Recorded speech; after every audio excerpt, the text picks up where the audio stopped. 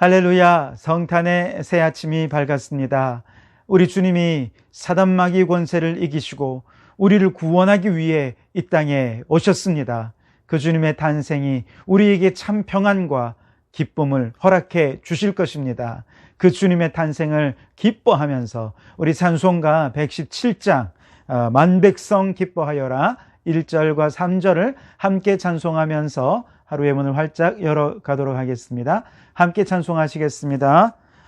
만백성 기뻐하여라 하늘의 평화가 저 마귀 권세 이기고 우리를 구했네. 구세주 탄생하심을 다 함께 기리세. 오 기쁘다 반가운 소식 주 오셨네. 땅 위에 평화 내려주시네. 그 천사들이 전한 말 무서워 말아라. 동정녀 몸을 빌려서 주 탄생하셨네. 저 하늘의 영광 영광 땅에는 평화라. 오 기쁘다 반가운 소식 주 오셨네. 땅 위에 평화 내려주시네. 아멘. 주님 주신 기쁨을 누리시고 주님 주시는 하늘의 평화로 충만해지는 이 성탄의 날이 되시기를 주님의 이름으로 축원합니다. 이 아침 우리에게 주신 하나님의 말씀은 사도행전 13장 28절에서 30절까지 말씀입니다. 제가 봉독해 드리겠습니다. 죽일 죄를 하나도 찾지 못하였으나 빌라도에게 죽여달라 하였으니 성경에 그를 가리켜 기록한 말씀을 다 응하게 한 것이라. 후에 나무에서 내려다가 무덤에 두었으나 하나님이 죽은 자 가운데서 그를 살리신지라. 아멘. 오늘도 이 말씀을 통해 우리에게 주신 하나님의 음성을 듣게 되길 바랍니다. 바울이 비시디아 안디옥에서 전한 복음의 핵심 가까이로 지금 한 깊은 곳으로 들어가고 있습니다. 어제 바울은 그 복음의 핵심 가운데 예수님이죠. 예수님을 어떤 분으로 소개했습니까? 바로 육신으로 계시된 구원의 말씀이다. 그렇게 선포했지요. 그리고 이제 오늘 말씀 속에서도 바울은 계속해서 우리에게 오신 이 예수님 어떤 분이신가 증거하고 있는데요. 바울은 이 선포를 통해서 오늘 이 땅에 탄생하신 예수님이 어떤 분인지 우리가 함께 생각해 보면서 오늘 이 거룩한 성탄의 주님 탄생의 그 깊은 의미를 함께 생각하며 은혜를 나누는 이 아침이 될 수 있기를 바랍니다. 우선 첫째로 오늘 본문에서 바울은 예수님은 죄가 없으신 분이다 이렇게 증거하고 있지요. 오늘 28절에 죽일 죄를 하나도 찾지 못하였으나 그렇게 말씀을 하고 계시지요.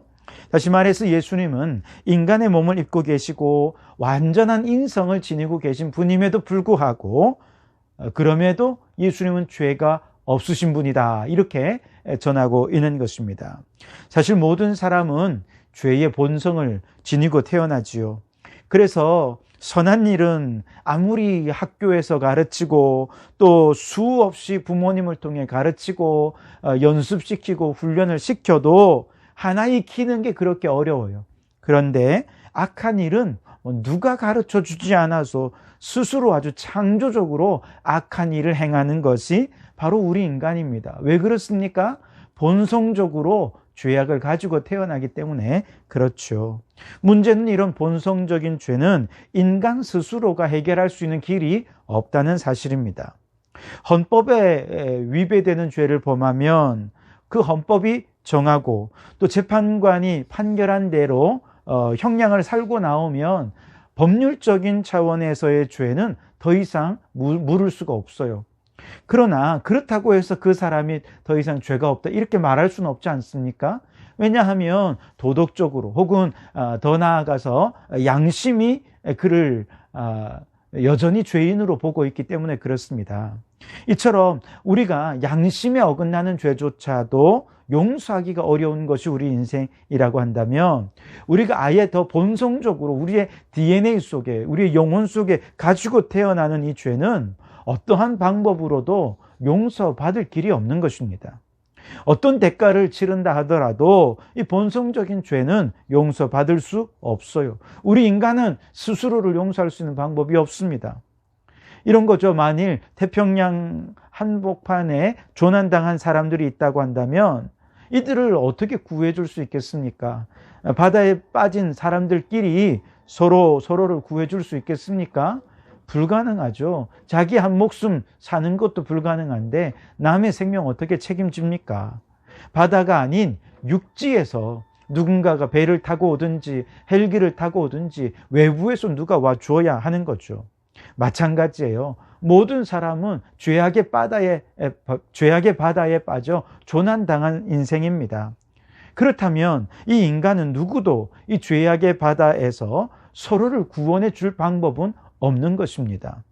죄악의 바다 바깥에서 누군가가 죄 없으신 분이 우리 가운데 오셔야 비로소 우리가 구원을 받을 수 있게 되는 것이죠. 그런데 그 죄악의 바다 바깥에서 죄 없으신 분이 죄악의 바다 한복판에 오셔서 죄악에 빠져 조난당한 우리를 구원해 주시기 위해 오신 분이 계신데, 그분이 바로 오늘 탄생하신 예수 그리스도인 것입니다.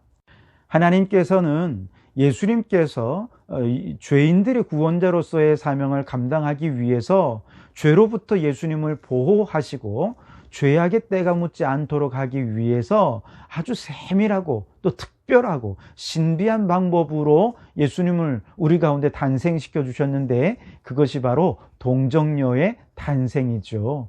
예수님은 예수님의 육신의 아버지인 요셉과 무관하게 남자를 알지 못하는 마리아의 몸에 오직 성령으로 잉태되셔서 탄생하셨기 때문에 인간이시지만 죄가 없는 유일한 분이 되셨습니다.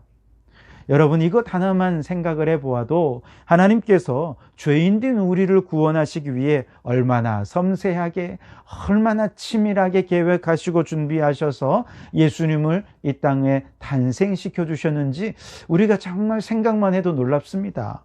나 같은 죄인이 무엇이라 하고, 이처럼 보잘것없는 죄인을 구원하시기 위해서 죄 없으신 하나님께서 육신을 입으셨으나 죄가 틈타지 않도록 하기 위해서 동정녀의 몸을 빌어 탄생하시는 정말 이 놀랍고 신비한 일들을 감행해 주셨다는 말입니까?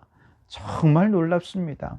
그러므로 여러분, 동정녀의 몸에서 탄생하신 죄 없으신 예수님의 이 놀랍고 신비로운 탄생의 은총을 이 하루 깊이 묵상하시면서 그 하나님께 감사와 찬송을 올려드리는 이 복된 성탄의 날이 되시기를 주님의 이름으로 축원합니다. 두 번째로 바울은 예수님을 어떤 분으로 소개하고 있느냐, 바로 부활의 소망을 주신 분이다, 이렇게 증거하고 있습니다. 오늘 29절과 30절 말씀을 보시면 성경이 그를 가리켜 기록한 말씀을 다 응하게 한 것이라. 후에 나무에서 내려다가 무덤에 두었으나 하나님이 죽은 자 가운데서 그를 살리신지라. 아멘. 여러분, 모든 사람은 다 죽습니다. 그 누구도 이 죽음을 피할 수 있는 사람은 아무도 없습니다. 사람들은 참 이 세상에 살면서 굉장히 치열하게 살아갑니다. 자아 실현을 위해서 혹은 꿈을 이루고 원하는 일에 도전하여 성공하기 위해서 얼마나 열심히 수고하고 땀 흘리고 또 치열하게 살아가는지 모릅니다. 그렇게 해서 누군가는 원하는 성공에 도달하는 사람도 있겠지만, 또 누군가는 아마 성공하지 못하고 실패를 거듭하는 사람들이 있을 것입니다. 누군가는 꿈을 이루고 기뻐하는 사람도 있겠지만, 누군가는 그 꿈을 좌절되어서 낙심하는 사람들도 있을 것입니다.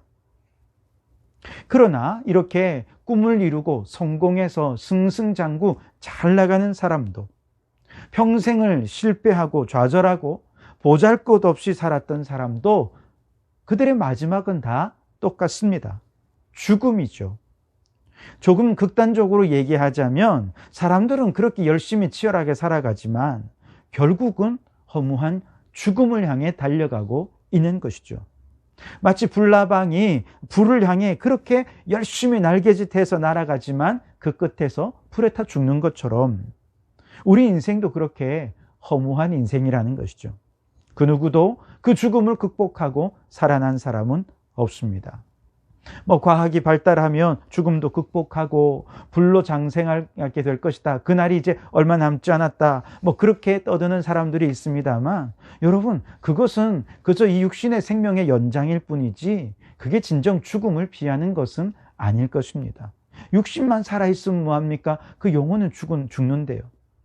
그렇게 과학의 힘으로 연장을 한다고 해서 그 인생이 마냥 행복하지 않아요. 그 영혼은 이미 파멸과 멸망과 절망 가운데 살아가니 그는 살았다 하나 정말 산 사람은 아닌 것이죠. 그러나 여기 진정 죽음을 극복하고 영원한 생명, 영원한 행복을 얻은 한 사람이 있습니다. 바로 오늘 탄생하신 예수 그리스도이십니다.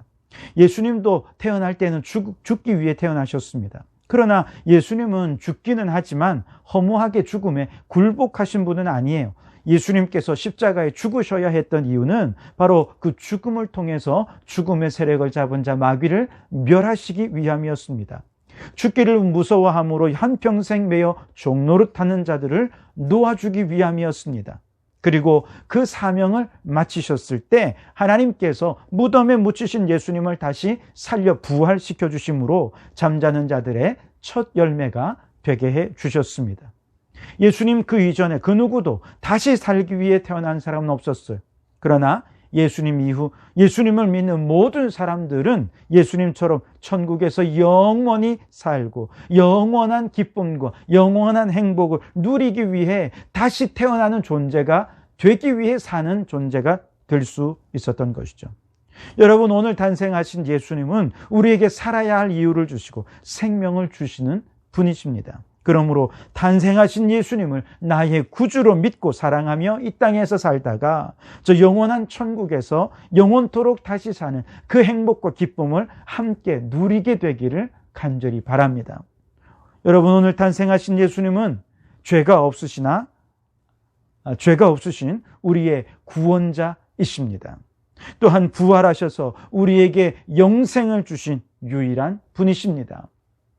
오늘 이 땅에 탄생하신 예수님이 어떤 분이신지 우리가 분명히 알고 그 주님의 탄생을 함께 축하하며 기뻐하는 거룩하고 복된 성탄의 날이 될 수 있기를 주님의 이름으로 축원합니다. 기도하시겠습니다. 하나님 감사합니다. 오늘 이 성탄의 날 주님의 탄생을 기뻐하며 축복하는 이 아침, 먼저 주님의 말씀과 기도로 예수님이 어떤 분이신지 깨닫게 해주시니 감사합니다. 우리 예수님은 인간의 몸을 입으셨으나 우리를 구원하시기 위해 죄가 없으셔야 했습니다. 그래서 동정녀의 몸에 탄생하셨습니다. 우리를 위해 이렇게 치밀하게 계획하시고 준비하셔서 예수님을 탄생시켜 주신 그 하나님의 위대한 사랑에 감격하며 주님을 찬양하지 않을 수 없습니다. 오늘 탄생하신 주님은 살기 위해 탄생하신 분이십니다. 죽기 위해 이 세상 사람들은 그렇게 살다 결국 허무하게 죽음에 굴복하는 자가 되지만 우리 주님은 죽음으로 죽음의 세력을 잡은 자 마귀를 굴복시키시고 우리에게 새 생명을 허락해 주신 줄 믿습니다. 누구든지 예수님을 믿기만 하면 저 천국에서 영원한 생명을 누리게 해 주실 줄 믿습니다. 우리에게 생명 주시기 위해 이 땅에 탄생하신 주님을 찬양하며 영광을 돌리며 이 성탄의 날 기쁨으로 충만한 찬송으로 충만한 이 날이 되게 해 주시옵소서. 예수님 이름으로 기도하옵나이다. 아멘.